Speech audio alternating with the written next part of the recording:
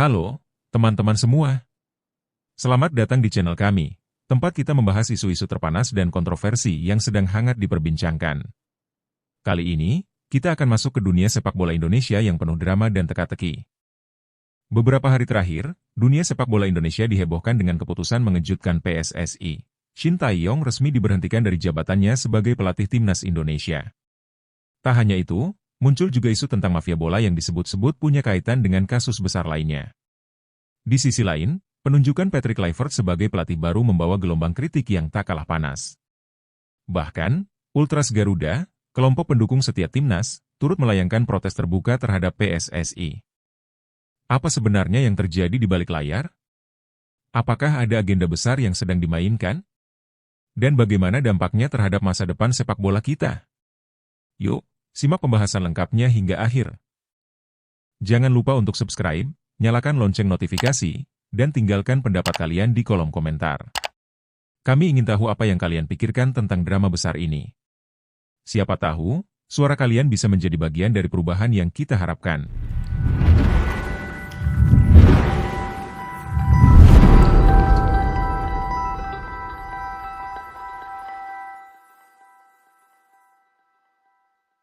Sejak pertama kali menginjakan kaki di Indonesia pada akhir 2019, Shin Tae-yong membawa angin segar ke dunia sepak bola kita.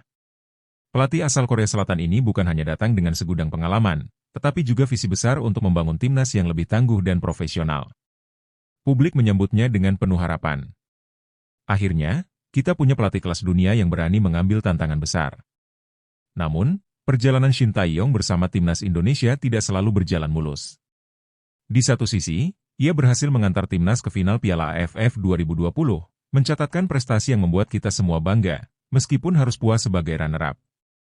Di sisi lain, ia juga menghadapi kritik tajam, terutama setelah timnas gagal memenuhi ekspektasi di Piala AFF 2024. Kekalahan itu menjadi bahan perbincangan panas di media dan warung kopi, mengundang pro dan kontra tentang kelanjutan karirnya. Lalu, datanglah keputusan mengejutkan dari PSSI. Tanpa banyak basa-basi, Shin Tae-yong resmi diberhentikan dari posisinya sebagai pelatih timnas Indonesia. PSSI berdalih bahwa mereka membutuhkan arah baru untuk mencapai target ambisius, lolos ke Piala Dunia 2026. Tapi, benarkah ini alasan utamanya? Atau ada sesuatu yang lebih besar yang belum kita ketahui? Publik pun terbelah. Di satu sisi, ada yang mendukung keputusan ini, menganggapnya sebagai langkah tepat untuk memulai era baru. Namun, di sisi lain, banyak yang merasa kecewa. Shin Tae-yong dianggap sebagai pelatih yang tidak hanya kompeten, tetapi juga berdedikasi. Ingat bagaimana ia rela terbang ke berbagai daerah untuk memantau pemain-pemain muda potensial? Atau bagaimana ia mengorbankan kenyamanannya demi tinggal di Indonesia dan fokus membangun timnas? Tak sedikit pula yang bertanya, apakah masalahnya benar-benar ada pada pelatih? Atau justru pada struktur sepak bola Indonesia yang sudah lama dikenal penuh dengan intrik dan ketidakprofesionalan? Keputusan ini meninggalkan banyak pertanyaan yang belum terjawab. Apakah PSSI mengambil langkah yang benar? Dan bagaimana dampak pemecatan ini terhadap masa depan sepak bola Indonesia? Mari kita coba menggali lebih dalam. Sepak bola adalah olahraga paling dicintai di Indonesia, tapi juga penuh dengan bayang-bayang gelap yang sulit dihilangkan, mafia bola. Sebuah istilah yang akrab di telinga kita, tapi seringkali sulit dibuktikan secara konkret. Kali ini, isu tersebut kembali menyeruak di tengah pemecatan Shin Tae-yong. Apakah ada kaitan antara keputusan ini dengan keberadaan mafia bola? Sebelum kita melangkah lebih jauh, mari kita lihat apa sebenarnya mafia bola itu. Secara sederhana, mafia bola adalah jaringan individu atau kelompok yang memanfaatkan kekuasaan mereka untuk mengatur hasil pertandingan, transfer pemain, hingga keputusan strategis dalam organisasi sepak bola. Tidak hanya di tingkat klub, praktik ini disebut-sebut merambah hingga ke level tertinggi, PSSI. Isu ini bukan barang baru. Jika kita melihat ke belakang, sudah banyak kasus yang mencuat. Ingat kasus besar di Liga 2 beberapa tahun lalu? Ada dugaan pengaturan skor yang melibatkan pejabat tinggi sepak bola. Bahkan, beberapa pelatih dan pemain mengaku pernah dihubungi oleh pihak-pihak tertentu untuk mengalah dalam pertandingan. Skandal-skandal ini membuat publik semakin yakin bahwa mafia bola adalah penyakit kronis sepak bola kita. Nah, apa kaitannya dengan pemecatan Shin Tae-yong? Banyak spekulasi yang beredar. Beberapa pihak menduga bahwa STY dianggap sebagai ancaman oleh pihak-pihak tertentu karena ia membawa transparansi dan profesionalisme yang bisa mengganggu sistem lama. Apalagi, STY dikenal sangat vokal dalam menyuarakan kritik terhadap sistem sepak bola Indonesia. Apakah mungkin kehadirannya menjadi terlalu berbahaya bagi mereka yang diuntungkan oleh status quo? Namun, Ketua Umum PSSI, Erick Thohir, secara tegas membantah adanya keterlibatan mafia bola dalam keputusan ini. Dalam konferensi persnya, ia menyatakan bahwa keputusan pemecatan STY murni didasarkan pada kebutuhan strategis timnas untuk mencapai target Piala Dunia 2026. Tapi, seperti yang sering terjadi, publik sulit percaya begitu saja. Sejarah menunjukkan bahwa transparansi bukanlah kekuatan utama PSSI. Di sini, kita perlu bertanya, jika benar mafia bola ada di balik layar, bagaimana dampaknya terhadap masa depan sepak bola Indonesia? Dan lebih penting lagi, bagaimana kita sebagai pecinta sepak bola bisa ikut membantu membersihkan olahraga ini dari praktik-praktik kotor? Tidak hanya itu, kasus-kasus sebelumnya juga menunjukkan pola menarik. Ada pelatih yang sebelumnya dipecat tanpa alasan jelas, pemain yang tiba-tiba tersingkir meskipun performanya baik, dan hasil pertandingan yang terasa tidak masuk akal. Semua ini menjadi puzzle yang menunggu untuk disusun. Namun, kita juga harus adil. Tuduhan tanpa bukti bisa menjadi bumerang. Apakah benar mafia bola terlibat, atau ini hanya spekulasi publik yang kecewa? Sebagai penggemar, kita perlu menuntut transparansi, tapi tetap bijak dalam menyikapi isu ini. Ketika kita berbicara tentang mafia bola, isu ini seringkali tidak berdiri sendiri. Di tengah kontroversi pemecatan Shin Tae-yong, muncul spekulasi liar yang mengaitkan isu mafia bola dengan kasus besar lain di Indonesia, seperti kasus Ferdy Sambo. Sebuah klaim yang, di satu sisi, terdengar seperti teori konspirasi, tetapi di sisi lain, membuat kita bertanya-tanya, apakah benar ada benang merah di antara keduanya? Untuk memahami kaitan ini, mari kita telusuri apa yang sebenarnya terjadi. Kasus Ferdy Sambo mengguncang Indonesia bukan hanya karena kejahatannya yang menggemparkan, tetapi juga karena memperlihatkan bagaimana kekuasaan dapat disalahgunakan untuk menutupi kebenaran.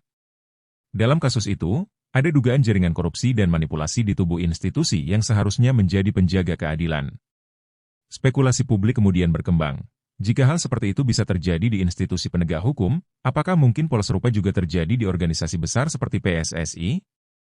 Apakah mafia bola memiliki keterkaitan dengan lingkaran kekuasaan yang lebih luas, termasuk kasus-kasus besar lainnya seperti Ferdy Sambo?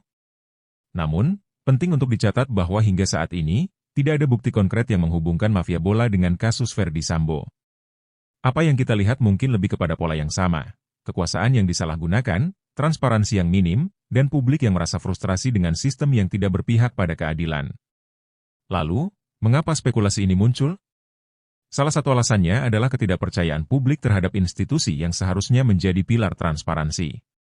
PSSI, meskipun sudah berada di bawah kepemimpinan baru, masih membawa beban masa lalu yang penuh dengan isu korupsi dan pengaturan skor. Dalam konteks ini, wajar jika publik mencoba mencari jawaban atau menciptakan teori yang menghubungkan berbagai isu besar. Tapi kita juga harus berhati-hati. Mengaitkan dua hal yang tidak terbukti bisa berujung pada disinformasi. Sebagai penggemar sepak bola, kita harus tetap fokus pada hal-hal yang bisa kita buktikan. Apakah mafia bola benar-benar memengaruhi keputusan besar seperti pemecatan Shin Tae-yong? Jika ya, bagaimana kita bisa memastikan mereka tidak lagi memiliki ruang untuk beroperasi? Di akhir, ini semua kembali pada transparansi dan akuntabilitas. Kita membutuhkan bukti nyata, bukan hanya spekulasi. Tapi satu hal yang pasti, selama sistem sepak bola kita tidak benar-benar bersih, spekulasi seperti ini akan terus muncul, karena kepercayaan publik sudah terlalu sering dikhianati. Ketika PSSI resmi menunjuk Patrick Kluivert sebagai pelatih baru timnas Indonesia, reaksi publik langsung terbelah.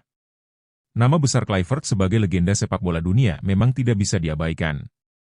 Mantan striker Barcelona dan timnas Belanda ini memiliki rekam jejak luar biasa sebagai pemain. Tapi bagaimana dengan karir kepelatihannya? Dan yang lebih penting, apakah dia benar-benar pilihan yang tepat untuk sepak bola Indonesia? Mari kita mulai dari profil singkatnya. Patrick Kluivert adalah ikon sepak bola Eropa, terutama di era 1990-an dan awal 2000-an. Dia mencetak banyak gol penting untuk klub-klub besar seperti Ajax, AC Milan, dan Barcelona. Namun, cerita yang sama tidak berlaku untuk karir kepelatihannya. Setelah pensiun sebagai pemain, Kluivert lebih sering menjadi asisten pelatih atau mengambil posisi non-teknis, seperti direktur akademi. Sebagai pelatih kepala, Kluivert tidak memiliki banyak prestasi yang menonjol. Salah satu pengalamannya yang cukup dikenal adalah ketika dia memimpin timnas Curaçao. Meskipun ada beberapa hasil positif, pengalamannya dianggap terlalu minim untuk memikul beban besar sebagai pelatih timnas Indonesia yang membawa harapan jutaan penggemar. Namun, ada satu aspek yang membuat penunjukan Kluivert menjadi sangat kontroversial, riwayat masalah di luar lapangan. Dalam karirnya, Kluivert pernah terlibat dalam kontroversi terkait utang judi dan dugaan pengaturan skor ketika ia bermain di Liga Belanda. Meskipun kasus ini sudah lama berlalu, bayangan masa lalunya masih membayangi reputasinya hingga kini. Lalu, mengapa PSSI memilih Kluivert? Beberapa pihak menduga bahwa penunjukan ini lebih bersifat politis atau untuk menarik perhatian internasional. Nama besar Kluivert mungkin dimaksudkan untuk meningkatkan citra sepak bola Indonesia di mata dunia. Tapi, apakah nama besar cukup untuk membawa perubahan nyata? Di sisi lain, ada juga argumen yang mendukung Kluivert. Sebagai mantan pemain kelas dunia, dia bisa membawa pendekatan baru ke timnas Indonesia. Pengetahuannya tentang sepak bola modern dan pengalamannya bermain di level tertinggi mungkin bisa menjadi inspirasi bagi para pemain muda kita. Namun, pertanyaannya adalah, apakah Kluivert memiliki kemampuan untuk menghadapi tantangan unik sepak bola Indonesia, termasuk tekanan besar dari publik dan intrik internal di tubuh PSSI? Reaksi publik terhadap pengangkatannya cukup tajam. Kelompok pendukung seperti Ultras Garuda menyuarakan penolakan mereka, menganggap keputusan ini sebagai langkah mundur. Di sisi lain, ada pula yang mencoba optimis, berharap bahwa Kluivert bisa membuktikan keraguan publik salah.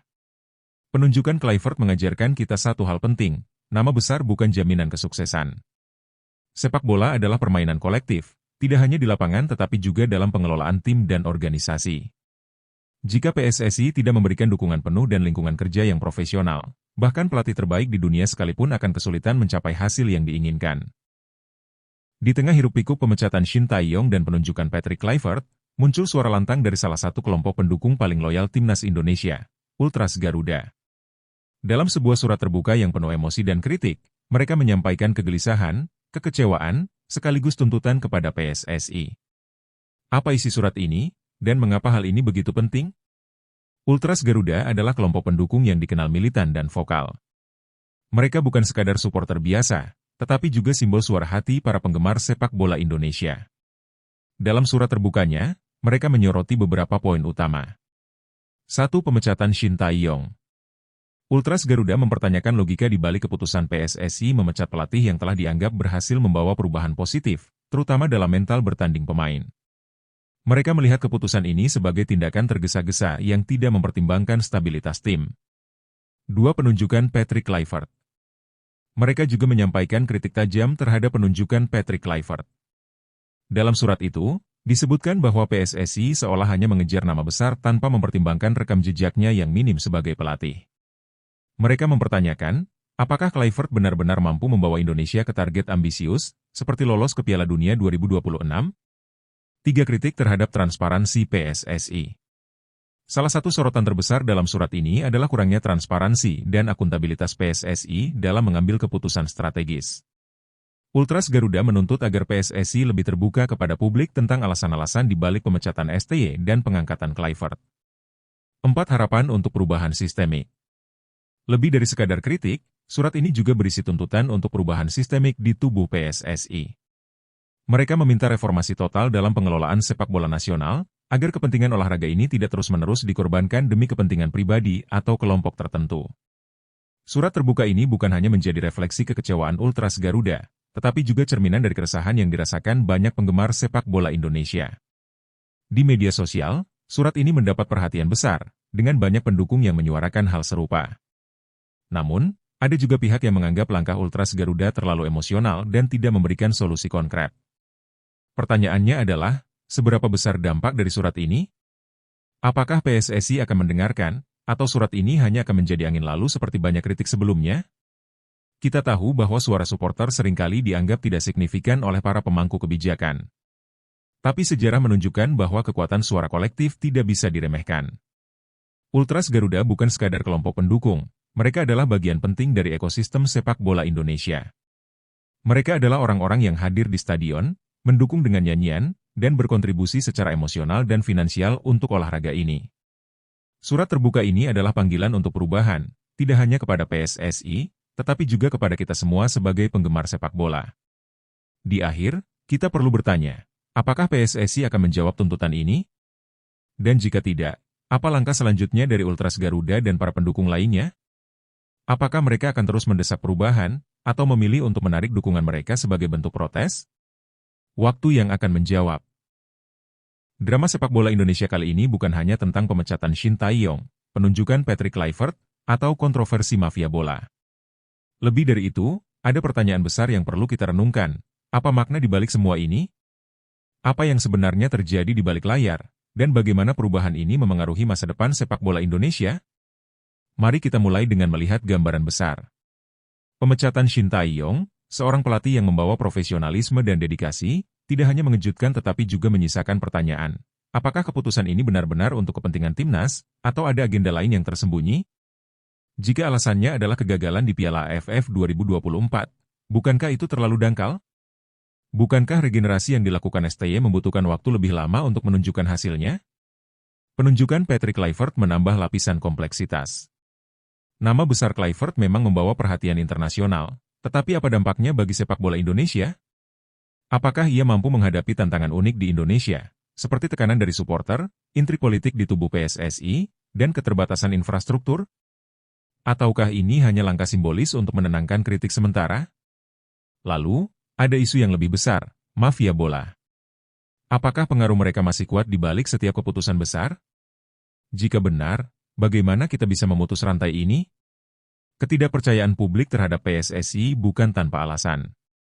Dalam sejarahnya, organisasi ini seringkali gagal menunjukkan transparansi dan akuntabilitas. Pertanyaan yang lebih mendalam adalah, apakah PSSI benar-benar ingin berubah, atau mereka hanya merespons tekanan publik dengan langkah-langkah kosmetik? Dampak dari semua ini jelas terasa, baik dalam jangka pendek maupun panjang. Dalam jangka pendek, keputusan ini mungkin memengaruhi stabilitas timnas. Pergantian pelatih seringkali diikuti dengan penyesuaian yang memakan waktu. Bagi pemain muda yang sudah terbiasa dengan metode STY, apakah mereka mampu beradaptasi dengan cepat? Dan bagaimana dengan dukungan supporter? Apakah kepercayaan mereka pada PSSI semakin terkikis? Sementara itu, dalam jangka panjang, isu-isu seperti ini bisa merusak fondasi sepak bola Indonesia. Supporter adalah elemen penting, tetapi jika mereka terus dikecewakan, apakah mereka masih mau mendukung? Bagaimana kita bisa menarik perhatian sponsor atau menciptakan ekosistem yang sehat jika organisasi sepak bola kita terus dilingkupi kontroversi? Namun, di balik semua pertanyaan ini, ada harapan. Harapan bahwa sepak bola Indonesia bisa bangkit, bukan hanya di level permainan, tetapi juga dalam pengelolaannya. Untuk itu, kita perlu perubahan sistemik. Mulai dari reformasi di tubuh PSSI, penguatan akademi sepak bola, hingga melibatkan lebih banyak profesional dalam pengambilan keputusan. Makna dari semua ini adalah panggilan bagi kita semua, penggemar, pemain, pelatih, dan pemangku kebijakan, untuk bersatu. Sepak bola bukan sekadar olahraga, tetapi identitas dan kebanggaan bangsa. Jika kita ingin melihat timnas Indonesia berjaya, perubahan harus dimulai sekarang. Pertanyaannya adalah, apakah kita siap untuk memperjuangkannya?